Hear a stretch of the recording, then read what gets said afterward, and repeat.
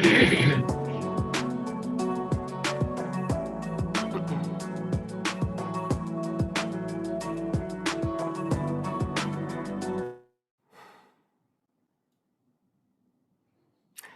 welcome everyone to this exciting panel about finding more money. Good morning, good afternoon, wherever you're joining us from.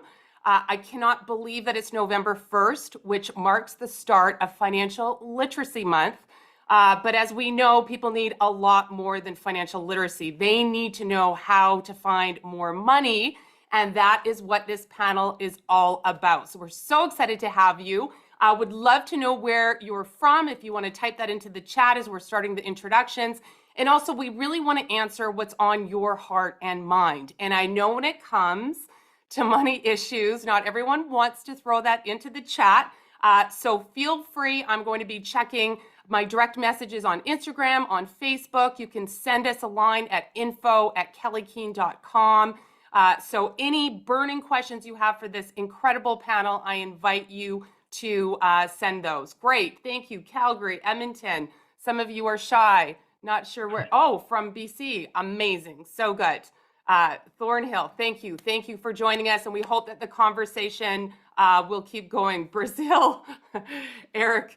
Okay, so without further ado, let me please introduce our incredible panel. And I will put some links as well once I've made the introductions to all of these gentlemen. So first off, we have who I like to call the financial rock star of our industry, none other than Rob Carrick from the Globe and Mail. Now, Rob is a journalist that really gets to live his beat. He's a personal finance columnist with the Globe and Mail, and he's attempting to make sense of the world of money. And I'm going to throw in his newsletter link. You definitely want to get on that list because he definitely does that. He's married with kids, and he's constantly figuring out ways to spend and invest intelligently. And he's asked the same questions that would apply to his own experience and gets those answers. So his columns really are about simplifying, not complicating. So welcome, Rob. Thanks, Kelly. Glad to be here. Yeah, great to have you. I've had a lot of chats with you, virtual and in person. They're always fantastic. Now, we also have Eric, and I'm going to hopefully say your name right, Montario, he is a Senior Vice President, Group Retirement Services with Sun Life. And Eric he's the largest provider, Sun Life is the largest provider of workplace savings and retirement platforms, covering over 1.3 million Canadians and over 125 billion in assets. And his team is responsible for developing and delivering a wide range of products and services to meet the unique needs of Sun Life's plan sponsors and plan members. Welcome, Eric. Thank you so much, Kelly. Great to be here. Very excited to be talking to this group about some very important topics. Yeah, great to have you, Eric. And I know Rob actually covered one of Sun Life's stats that we're going to dig in today, that Canadians leave on average $3 to $4 billion on the table every single year in not leaning into their matching program. So that's a little spoiler alert of one of the things we're going to be talking about. And last but definitely not least is Stan Smalley, and Stan is the CEO of Family Tax Recovery, and they're also the sponsor of this chat. So glad to have you, Stan. Now, Stan, they conduct a 10-year personal tax review. So basically what they do is they go back on your taxes and they see if you've missed any benefits or credits or the tax laws have changed, and they only get paid when their clients receive a refund. So welcome, Stan. We're going to dig much more into that as well. Kelly, thank you so much for putting this together, and I'm thrilled to be part of this panel. Fantastic. So great. So, Rob, I'm going to throw it to you first because I bet your email is going crazy right now. It's been survey after survey. Yesterday, the Nanos research came out saying that just about half of Canadians feel worse about their financial situation. Equifax today with, record amounts that people have on their credit cards. What are the biggest stressors? What are you hearing from your readers? Mortgages are the biggest stressors. It is a shock to people how much mortgages are going up. They just never dreamed of that this could ever happen. I mean, there was always economic boilerplate out there saying, of course, we're in an era of low rates. Rates could rise. Historically, these are exceptionally low rates. But, people go by, you've heard of recency bias. It's what we've seen recently that guides our thinking about what's to come. And people just were not prepared for this sort of thing at all. And, the amount mortgages are going up is tremendous. I did a survey of readers of my newsletter recently, and I'll be reporting on the results, but I was surprised how many people reported their payments were going up by $400 to $500 or more per month. And I think when you couple that with inflation and its impact on groceries and its impact on gassing up your vehicle, and this winter on heating your house if you have natural gas as a heating source, I think we are taking money away from families in every which way. And you know what? I think some hard decisions are going to have to be made, and I think we've already seen a bit of that. But I think this winter is going to be a tough one financially. Yeah, absolutely. And not surprised that that's what your readers are saying. And I got Loans Canada to crunch the numbers for me too, just to illustrate last week. If you had $100,000 line of credit at the start of the year, with the last increase last week, that means an extra $3,500 per year. Like, that is a shocking amount for people to have to weather. And I know that a lot of people have much more than a $100,000 line of credit or on a variable rate mortgage. So thank you for setting that up. Eric, what are you hearing from plan members? And what do more of what do employers want to see to help their employees out? And National Payroll came out with their recent survey, revealing that on average, Canadians are worrying about their finance or looking after their finances for up to 30 minutes a day, costing the economy over $40 billion. Curious to hear what your thoughts are. Yeah, thank you, Kelly. And as you mentioned, we work mostly workplace plans, right? So we see what working Canadians are thinking and feeling a lot. And they're feeling pretty financially insecure. Saving and planning for retirement, which oftentimes is really far away, is complex and can be a bit overwhelming in the best of times. And to Rob's point, we're certainly not in the best of times. I mean, you look at the economic woes we've been going through, you look at the global geopolitical complexities, lots of health-related headwinds, plus the market volatility, which we're all feeling right now. And it's really hard for Canadians. Now, a couple of stats that we get from the workplace: 2/3 of Canadians are very concerned or very concerned about day-to-day cost of living. That's just to give you a sense, 11 percentage points from last year, which was already a high kind of history norm. And in fact, paying for day-to-day cost of living is now the number one concern among Canadians. And almost 90% of people expect rising rates and inflation to cause their day-to-day expenses to actually go up and become less affordable, right? And of course, they worry over time that's going to affect their ability to save for retirement. And you have to remember that we're coming from a 13-year bull market, right? It was a time when most investments people made, even if they made it themselves, did well. You kind of could almost do no wrong with where you put your money. That's of course not true anymore. In fact, there's a lot of volatility in asset prices, and you couple that with sort of the day-to-day expenses, inflation, et cetera, and employees are much more concerned about their ability to really save for the future, which of course is what we're very focused on. And that actually shows, to your point on how much time people spend on it. Now, interestingly, people actually spend less time engaging with their finances at the workplace because they don't want to see. Usually when the markets are going well, people actually want to see their balances, how their investments are doing. They want to engage. Right now, they don't, which has a silver lining to it in that this is the worst possible time to be touching your investments when the market is down. And thankfully, we're not seeing a lot of that. We're seeing people stay put. Thank you, Eric. Very interesting insights. Stan, you've told me how much people fear anything to do with the CRA. I've actually heard a lot of readers saying, a lot of my readers have been reaching out saying that if they've owed personal or corporate taxes, CRA has actually been really great to work with them. And your service is very unique. So, when it comes to people just turning a blind eye, maybe they haven't filed taxes or they're just, scared about that part of their financial life, what insights can you offer people? It's not just a Canadian problem, Kelly. There's a worldwide culture of being afraid of the tax man. And nobody in Canada likes getting brown envelopes in the mail unless there's a check inside. So that's the way we're brought up. But in truth, the Canadian CRA is more friendly than any other country that I've heard about, because the CRA allows you to go back 10 years. I don't know of another country that allows this. They allow you to go back and adjust your taxes. And that is done to create refunds. In the United States, you're allowed to go back 3 years. In the United Kingdom, you go back 1. If you go back 2, you get audited. So we're very fortunate, and I hope it continues, because there is a lot of money at the CRA that Canadians just have to claim. From what we've seen, I can tell you, based on having done almost 100,000 tax reviews, we can extrapolate that there's around $30 billion available at the CRA to Canadians, money that belongs to the people. So it's obviously tax-free. It's there.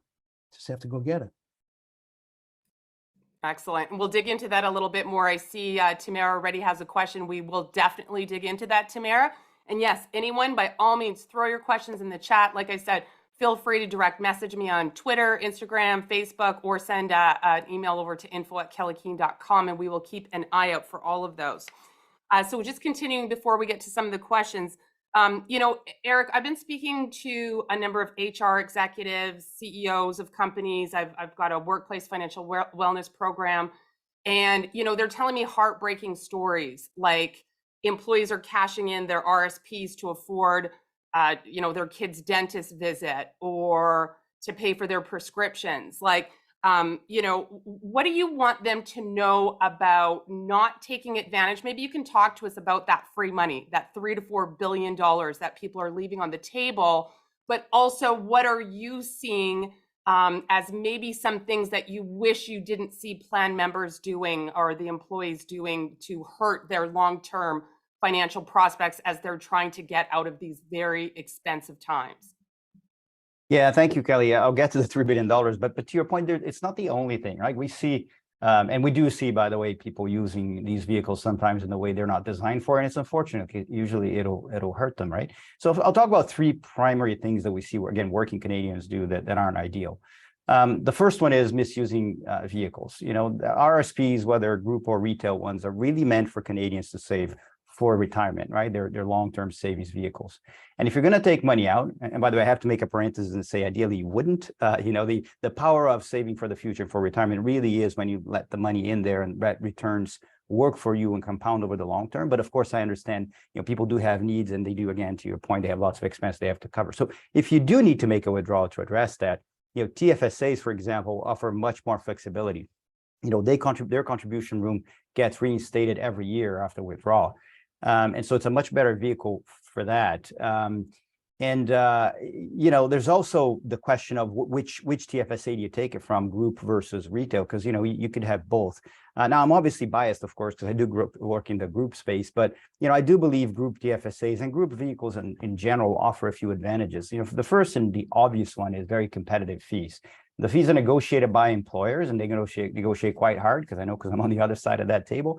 And then the second thing is, you know, these funds are very carefully selected. They're curated, if you will, by the employer themselves. We help. There's usually a consultant or an advisor involved helping get funds that really are focused on the long term.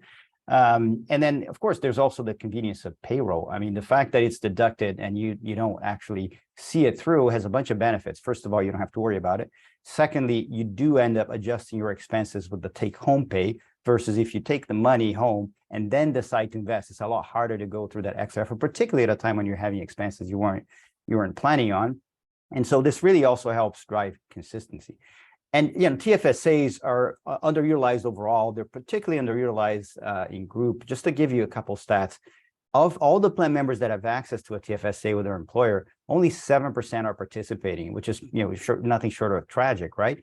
And the majority of these have less than $5,000 invested. Whereas, you know, for example, in retail, the average retail balance is about $25,000. And again, these folks are paying higher fees and have a less curated investment profile for them. The other thing we see is investment matching, employer matching still incumbent on the TFSAs. Almost 90% of contributions to TFSAs are by the employees alone without match, which again, it's terrible because members who do hold TFSAs tend to have higher balances, almost a third higher. So it really is a missed opportunity. So that's the first error, is people misusing those products. But again, not only the RSPs and TFSAs, but missing an opportunity to take advantage of group plans, which can be a lot better than the retail options for some people.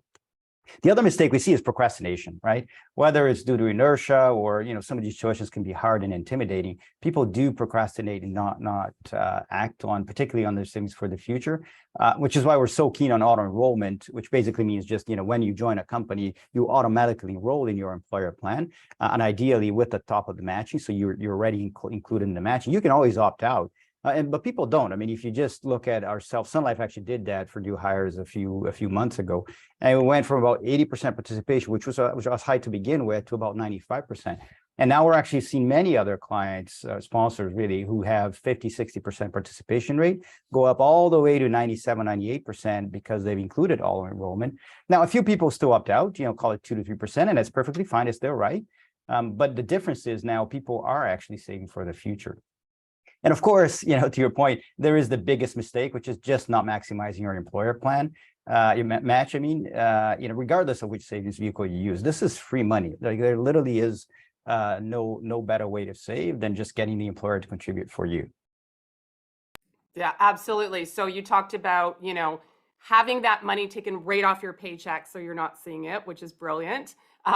Leaning into those matching programs, and also the fees. I just really want to stress that generally what you get inside an employer program, if you bought exactly the same thing at a bank or with a financial advisor, it's going to cost you more. And that fee reduction could mean tens of thousands or hundreds of thousands of dollars over your lifetime more in your pocket. So Eric, and we'll talk about tips, but like, what's one thing if people aren't leaning in? Do they contact their HR person? Like, what should people who are listening do?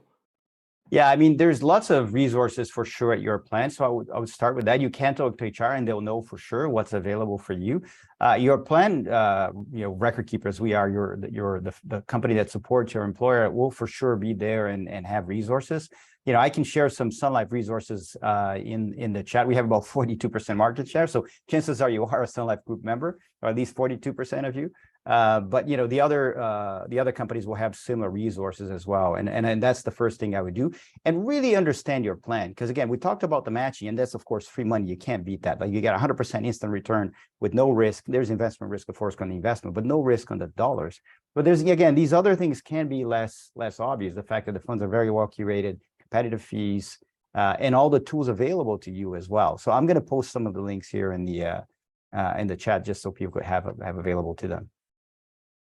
Perfect. Fantastic. Thanks, Eric. So Rob, I'd love to dig in a little bit more about mistakes, what you're seeing, where people can find more money, if it's bank fees, credit card fees, what have you. Just what are you hearing, and where do you think people are leaving free money on the table? Oh, you're muted, Rob. I think some of the biggest problem really is today is, I think culturally as a society, we have an overspending problem. And I think the pandemic kind of accelerated that, because we were at home and we weren't spending much in certain areas. So we picked where we could spend and we spent there, and then things opened up, and you can still see that restaurant spending is way above pre-pandemic levels. Travel spending is way above pre-pandemic levels. The whole renovation boom has calmed down, but you talk to any renovator, they're still not sitting there waiting for calls. I think that there's, for a variety of reasons, marketing, social media, whatever, we are all spending at a maximum velocity. And that is a lot of the reason why we've got so much debt and so much stress about that debt. So I'm thinking, what can people do to address that? And I think we've been talking, for about 12 months now, because that's how long inflation's been a factor, about cutting costs and being a better shopper and using apps and coupons and stuff. And I think the people who've done that are the ones who are going to do it. And I think the chances of finding miracle solutions for everybody else using these tools has probably been pretty much tapped out. So I think people are going to have to sort of look at their spending and make some tough decisions. Just in a micro sense, I was looking at some stats about people cutting their subscriptions. It was basically asking, do you expect to cut one of your subscriptions, like your streaming services? And a lot of people said, yeah, I think they probably will, but I wonder how many are actually going to do it. You know, they're going to go down from you might have accumulated a few during the pandemic. How about picking one or two that really work well? And then when you get bored with them, just sub them out and get some new ones. But it's a matter of actually cutting your costs. I mean, I think cars always amaze me how much people spend on cars. You know, the average car payment's like in the $700 range. And the loans that people take out, even with these payments, are like 6, 7, 8 years. I don't know. I think maybe selling a car might be a big difference maker for a household. You know, try to get by with one car. Try to. I think you need to kind of think in terms of blocks of like thousands of dollars. How can I save a block of $1,000? You know, and I think making a big change with your vehicle could be one way of doing that. Everybody's trying to get a good vacation in after the pandemic lockups ended. How about you make one vacation a year? You take it down a couple of notches in terms of how grandiose the trip is. I think we need to think in terms of bold strokes here. I'm not saying we shouldn't look at the small savings. They're there. But I don't think those are going to be the big difference makers. And I think most of the people who are open to those things probably have already tried them. Yeah, very good points. And, just a note on the subscriptions, the numbers that I found was that Canadians on average are spending $273 a month on subscriptions. And some of those you may use, but I'll put my hand up to say that I subscribed to everything during the pandemic, and I'm having a heck of a time actually finding those subscriptions, finding what credit card it was on. So like, what strategies have you found, Rob, like for people to actually take action, like whatever it is? Is it putting it in your calendar and having a reminder to do it? Because like you were saying, inertia, like you're not just going to do everything today. Like what are some small steps? And you and I are always talking about those small steps. Yeah, you know what I would do? I'd get out your last 2 or 3 credit card statements. And if you get them online, just print them and then take a ruler and go line by line by line and see, what is this? What joy did that bring me? Not too much. I won't do that again. You know what? There's that streaming service we subscribed to a year ago. We watched all the stuff. We haven't turned it on in 6 months. Pick up the phone while you're looking at this paper and call them up and say cancel, or go online and see if you can cancel it that way. I do a line by line audit of your spending over 2 or 3 months, and I guarantee you'll find that there's a lot of things we spent money on that we didn't really enjoy that much, and that let's try not to repeat that mistake. I think that's absolutely genius advice. Like, I know myself as a business owner, I have to do that when I'm filing my personal taxes, but not too many individuals do that. And just lastly, before I throw it over to Stan, I also want to point out something as simple as, I got on, I'm going to throw this in the link in the chat right now. I love the Financial Consumer Agency of Canada. They have amazing tools and resources and calculators. A lot of people don't realize they're out there. And just for fun, I was doing an Instagram series on how to afford to buy more shoes a few weeks ago when fall hit, because people, they still want to spend, Rob. So I wanted to help them find some ways. And I was like, let's just take a credit card that has a $10,000 balance on it, and you're just paying the minimum payment, and you're in a 24% interest rate, and you're just making the minimum payment. If you just did one thing, and I just did this on the FCAC calculator, and got into a 12% interest rate card, which all banks have, you didn't pay anything more. Over the life of that, you would actually save $4,000. So I think sometimes too, when you're aware, when you get out of the inertia and you start to crunch the numbers, or like you said, Rob, line by line, look at the stuff you don't want to look at. A lot of times the solutions present themselves for you. Yeah. Okay. Thank you. Thank you, Rob, for that. Lots of great things to think about. Stan, when we're talking about leaving money on the table, obviously this is something that you look at a lot in trying to get returns for people. And on average, I know they're around $3,000. You've told me before that single moms, those with kids in school, business owners, there's a lot of opportunity there. But why, what's holding people back if there's potentially thousands of dollars there for them from the CRA? Well, as I said before, the first thing that's holding people back is fear of dealing with the CRA. And especially for people that are comfortable in their lifestyle. I don't want to get audited. I don't open a can of worms at the CRA. We find that most of our clients that sign up, therefore, are middle class or Canada's lower income people that need the money more desperately, and they'll sign up online. Of course, as people get more knowledge about it, what this is, this 10-year tax review, it should become more mainstream. Most accountants don't know that you can go back 10 years. Most people never heard of this. And the reason is because it takes an accountant hours to go through 10 years of your returns. And maybe there's no refund, or maybe a small refund, it doesn't pay. And so the only people that have heard of this 10-year tax review, excuse me, are really the fabulously wealthy, because they have an upside potential of a refund that could make it worthwhile. So what we also find is besides fear is that people don't want to have they're afraid that maybe they're going to owe money, or that somehow having your taxes looked at will increase what you might owe, or afraid that it'll come back to bite them later on, kind of thing. But really it doesn't happen, because here's the process. You file your taxes. Now you're allowed 10 years to go back. And you say, oh, in 2019, I forgot to deduct my tuition for my kid in college. I forgot that I could apply for the cleric credit for any clergy of any religion in Canada that's accepted. I forgot that taking care of my parents, I may qualify for the caregiver credit. I forgot I'm a single mom. I might qualify for the working income tax benefit. I forgot that, and on and on and on and on.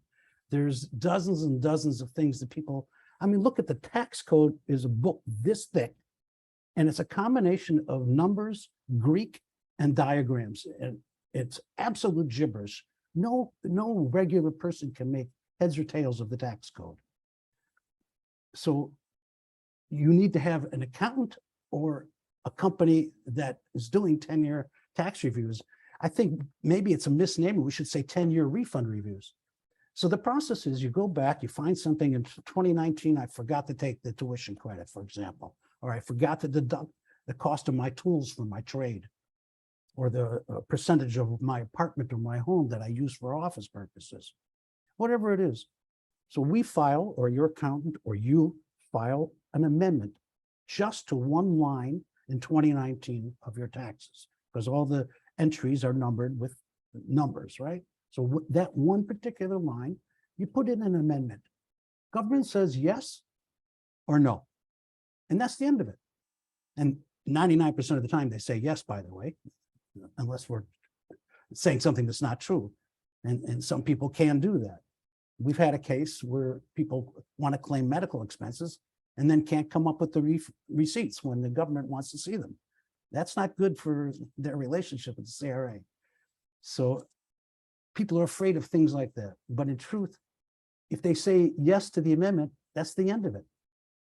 We've never had an audit come from filing an amendment. If they've said yes, that doesn't trigger an audit. What triggers an audit is when you file your taxes. Either they're going to pull you out of a lottery, or they're going to see something they don't like. So there's a lot of opportunity, and it's definitely worth looking at. And you mentioned the average is $3,000. That's today. And I mentioned close to, it's actually more than 60% of our clients are middle class and lower income. In truth, if we're doing the dentists and the lawyers and the professionals and the employment groups and so on, it's going to be closer to $5,000 or $6,000. That's what we've learned. The typical refund, you should know, is only a few $100s, but we get some every day that are $10,000 refunds or $20,000, whatever the case is. We know of one family that we got last year was $56,000 in refunds. How much money to leave on the table? It's unbelievable. So there's a lot of opportunity there, and it's certainly worth looking at, especially if it doesn't cost you anything to have it looked at. Absolutely, Stan. And I should add that you're able to do this because of AI and smart technology. This isn't you line by line, your company line by line doing this. Yeah, when we started the business, the first few years, we had accountants. We had quite a few accountants, and they were pouring over it line by line. And they can do approximately 2 to 3 10-year reviews a day. With AI, you can do hundreds. And we don't need that many accountants anymore. Amazing. Just to answer Tamara's question from earlier, is there a risk that you'll actually owe CRA more money if you go back on someone's taxes? The only thing we do is we file amendments if it's going to create a refund, nothing else. That's super clear. Super clear. Okay, thank you. Thank you for that, Stan. Rob, I'll throw it back to you. So, you know, when we're talking, and I love your line by line, I think that's so important, but are there other things that people may not be aware of where they're leaving free money on the table? So for example, you know, maybe you're a high income earner, you're barely making ends meet, but you've got unused RSP room. And actually, if you sat down with an advisor and they crunched the numbers, it might make sense. Like you said, sell the car, get an RSP loan, you're going to get enough of a deduction or what have you. Or there's some things that are a little bit more complex that aren't so soundbitey that people should be aware of? I'm going to take a different tack on this, and rather than talk about ways to find bits of money here and there, I'm going to suggest that you go out there and get a raise this year. That could be the best thing you do for your finances. You know, the economy is a bit weird right now. I know we're heading into a recession, most likely, and we've had this frenetic activity in the past year or so in financial markets. But the job market is very tight right now. And in a lot of sectors, they need people. They don't have enough. And this goes down even into retail. And I mean, I just heard about a restaurant in Ottawa that's offering a dental and medical plan to its wait staff. Okay, that's pretty radical. That gives you an idea how much people are needed and how desperate employers are. And there is an unprecedented opportunity to go out there and ask for more money. And if your boss won't give it to you, to go out there and find another job that will. It may just be as simple as saying, I'm talking to this other employer about a job, and your boss goes, oh, well, we'd really like to keep you. Can we, if we were to give you a raise, would that make a difference? So we look at we often look at the expense side of the ledger, how much is going out, and how can I reduce the amount I'm paying? I think in 2022 and probably the first half of 2023, we have a unique experience to look at revenue coming in via your paycheck. And I think it is almost negligence not to explore in your work, in your company, in your area of employment, what can I do to get more money? And if your employer won't talk about money, maybe there's other aspects of your compensation that could be addressed that will de-stress your life. And it won't be maybe a monetary value, but it'll have some sort of emotional, psychological value. For instance, the ability to work at home, to time shift, more health benefits, that sort of thing. There's many different ways to negotiate on salary and compensation. And I think that, you know, a couple of years from now, we're going to look back at this period and think what a sweet time it was for workers. And it's going to end. And a harsh recession may do the job. But right now there's a window open, and I strongly encourage people to take advantage of it because, like I say, it won't last. Yeah. How hesitant or interested are you finding people are in asking for a raise? Like, is it a polite Canadian thing? Are they doing it? I find particularly among younger people, absolutely. You know, there's this awakening that I'm making this much. I'm not sure how much my fellow workers are making. I'm going to open up a dialogue with them and try to get some information. One recruiter was telling me that what you really want to do is go to your employer and saying, how do you set my compensation? How does it fit into the organization? Let's talk about my contributions, what I'm doing now, what I could be doing. Open up a dialogue. You know, if we were to go back a few years before the pandemic, employers had a lot of leverage. There were more people applying for jobs than there were jobs. And now the tables have been turned. You know what? Look at the restaurants near you, the grocery stores, the other retail outlets. They're desperate for people, and they are paying up. So even if you're an 18-year-old working part-time, I would say, how much more can I get? What else can I get? If this company and this store doesn't want to give me more, what about the other stores in the mall where I work? It's a gift to workers right now what's happening, and I think it's as important to solving the financial difficulties in households as the cost cutting and the finding of money in other places. I would say they're equally important right now. Yeah, very valid point. And we saw yesterday an unprecedented, the BC government approving, what was it, a 52% increase for BC doctors? Like, you hear those kinds of numbers and just think what's possible when you hear that. Yeah, there, you know what, it's going to vary quite a bit from sector to sector.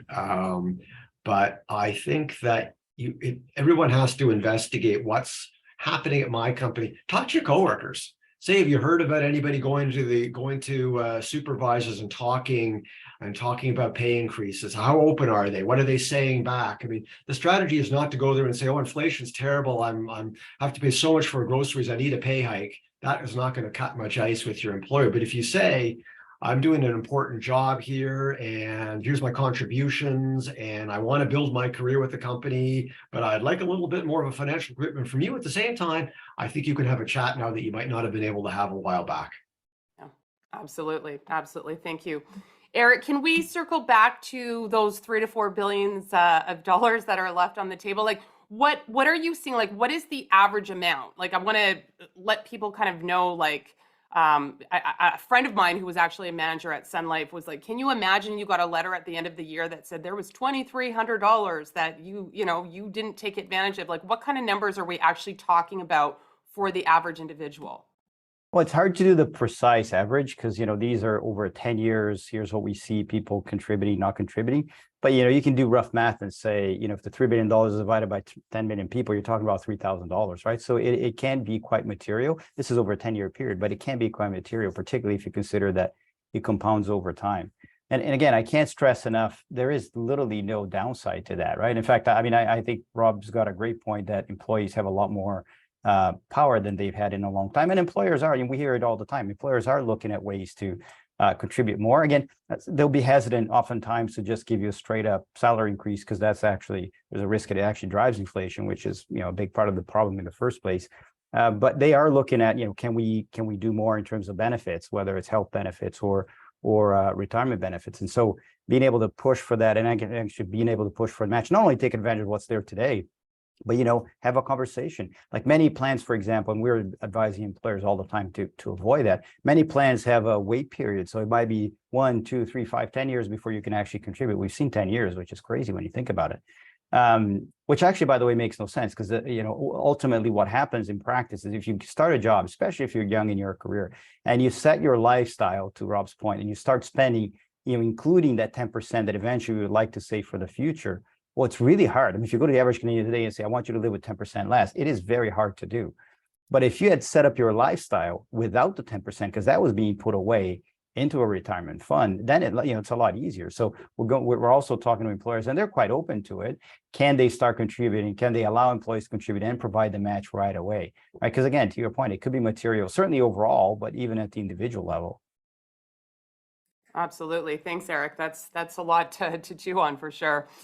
Stan, a question that came in for me was from an entrepreneur saying that they always use a tax preparer, sometimes an accountant. Is there anything potentially left on the table for them? Is it worthwhile for them to check it out? Many larger refunds come from people that use accountants. The average refund we get for dentists is more than $10,000. Because they can make more than that in 2 hours working, it's not such a big concern. They see their accountant once a year, sign a document, or do it digitally now. And the accountants are very knowledgeable, but business is often driven by how many clients you can push through the system. So they may not have the time, and the client may not have the time to dig deeper and see if there are things being left on the table. Remember a few months ago, the CRA, there was an article that the CRA had over $1 billion in unclaimed checks, uncashed checks. I can tell you from experience, there's much more than that in RRSPs. People are just leaving their RRSPs on the table, over contributing. and they can just take the money out. There's many things like that, that if you just look, take the time, it's worth it. And on the other hand, you know, accountants, people with a team of accountants can do a great job, or one accountant can do a great job. We have a friend of mine from Quebec. Years ago, we did his review, and he's an 8-figure kind of guy. We found him $100, and he was very happy. But it varies for everybody, you know. And if you make a mistake by not claiming something, chances are you've been doing it for all 10 years. And to not look at it, that 10th year is gone forever. So it's best to do it and set up a system and keep doing it and doing it. And it doesn't matter if you have an accountant. We find plenty of refunds for accountants. Thanks for answering that, Stan. And we had a comment come in from Natalie on Facebook. Thanks, Natalie. She says an easy start might just be logging into your CRA account and selecting uncashed checks. Yes, you can do that. They will let you know. And she was pleasantly surprised that she had $100 there. So minimal effort. Yeah. So checking family tax recovery, checking CRA, really, really important. Rob, you already gave us a great strategy of, you know, going through our credit card statements, asking for a raise. What is one other thing that you would really love, you know, like one simple thing, you know, like Dr. Oz with Go Eat the Olives? What's one thing you want people to do this financial literacy month? I think you need to examine all your spending, and whether it's a budget or it's a looking at your credit card statement, or it's how much cash you take out at the ATM to last you the week. I think you need to you need to figure out where all the money is going.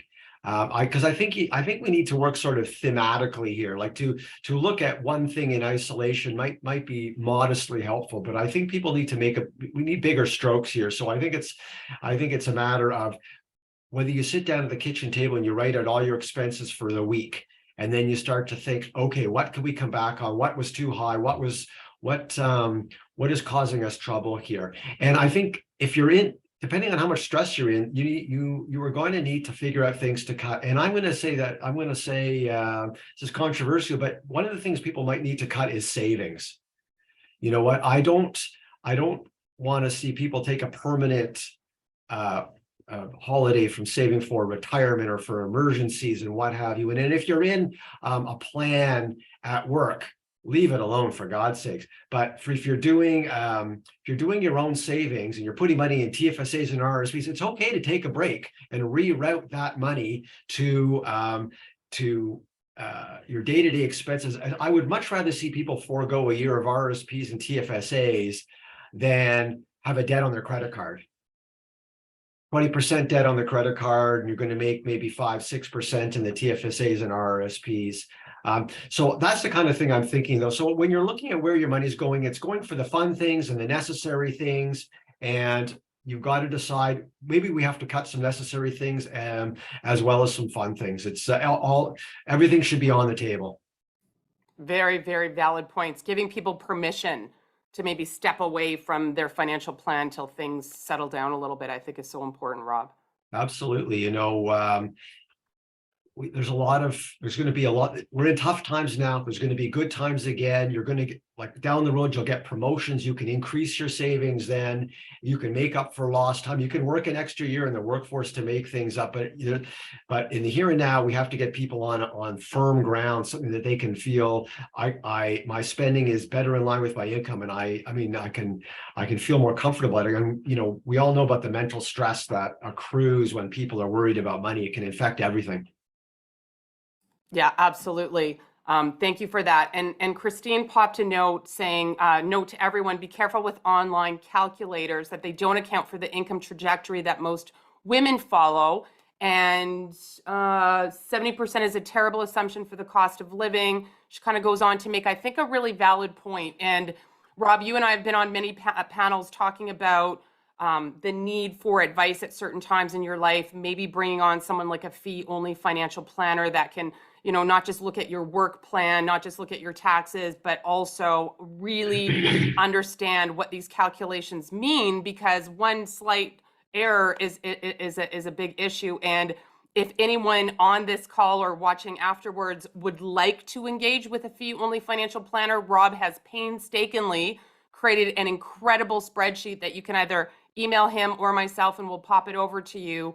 Someone that, yes, you pay them either hourly or by the hour. And no, I'm not one, and none of us on this panel are. But there are times in your life that it may make sense to reach out to someone like that. Do you want to comment at all, Rob? Yeah, I do. I would also like to add that there are nonprofit credit counseling agencies out there that are an excellent place to go if you feel like you are spinning your wheels trying to get your debt under control and you need to talk to an expert. You may not need to take further action. You may just need to help with organizing or budgeting. I would definitely just Google your name of your community and nonprofit credit counseling. Go in there and talk to them. And I think it could take a load off you. You know, these people are experts at navigating the problems you are having, making ends meet and getting your bills paid on time. And if things are out of control, they can help you minimize the damage. So that's a kind of advice that I would say is for emergencies. And if you want to plot your way to a more comfortable financial future and get questions answered, you know, I have all these debts. I want to save for retirement. I want to retire at age 60. Do I have enough? Am I saving enough? What if I stop saving for a few years to build up to get rid of my debts? How would that affect my long-term health? Yes, a financial planner, a fee-for-service financial planner can help you. They charge hourly rates, or you can, they might pay you for one particular job, say a lump sum. And a lot of them are old school. They want to do your whole financial plan from top to bottom. But increasingly, and I encourage you to ask for this, you could just say, I just need a micro look. I just want to talk about housing affordably, having kids, getting rid of my debt, retiring at a certain age, and they can scale the cost and the amount of interaction you have down to your needs, and you can make it affordable that way. Super great advice. And as you were talking about the nonprofit credit counselor, thank you, Stacy, popped that into the chat. So appreciate that. Absolutely. And why not take all the free advice that you can get? A friend of mine that's an insolvency trustee even says, hey, call him anonymously. You don't even have to give your name. Like, if you're in real financial straits, take that help. And to you, Eric, for some final words and one thing that you would like people to do. I mean, looking this morning just at Sun Life's resources and tools, phenomenal, like leaning into your employer program supplier, if that's the right name to call provider, and what their tools are. I think that's part of cutting through the noise for Financial Literacy Month, is really figuring out what resources are out there and using them. Yeah, for sure, Kelly. So I'm actually going to pick two things, not one. One is to really maximize the value of your employer plan and your employer support. And it's not, by the way, the matching is obvious, and we started with that. But to Rob's point, there's a lot more that you can and should expect from your employer. And actually, a lot of times, and we do provide those services too, they will provide support and linkage to credit counseling services. They will provide sometimes, and it's a new thing, but many employers now provide a matching to debt repayment. So it's not just for savings, like they'll actually match every dollar with certain conditions to repay your debt. Because again, they don't want you to be in financial trouble either. It makes you less productive as an employee, and it makes it harder for you to have a great career. And so more generally, maximize your sponsor or your employer plan. Again, match is obvious, these other benefits, and of course, taking advantage of the savings if they're right for you. The second point is actually tied to Rob's point, which I agree 100%, is define your goals. And your goals may well mean that it's not the right thing for you to save over the next 3 to 5 years, but it may mean it actually is, because if also you wait until you're debt free and you're 45, well, at that point it might be too late to start saving to really have the retirement you expect. So having a balanced view of your goals and what's right for you, and again, making sure you're not getting into that to save, because that doesn't make any sense. But at the same time, making sure you do have a financial plan that gets you to the long term is absolutely critical. And actually, we find, by the way, to throw one more stat at you, that people who have a financial plan or at least have set their goals tend to actually save 25% more than the ones that don't. So it really does make a difference. And the last thought I'll leave you with is, look, saving for the future is really like working out. Consistency is key, right? You can't just do it once. You have to actually be consistent. And so start early and save often, again, notwithstanding the points around that and making sure that, you really are taking advantage of all those things. Fantastic. Yeah, those are great takeaways. 25%, that's phenomenal. And I personally have not heard of employer programs matching debt repayment. So Just goes to show you to really dig into those plans. Thank you, Eric. Stan, parting words. What's one thing you would like people to do other than, of course, head over to your website?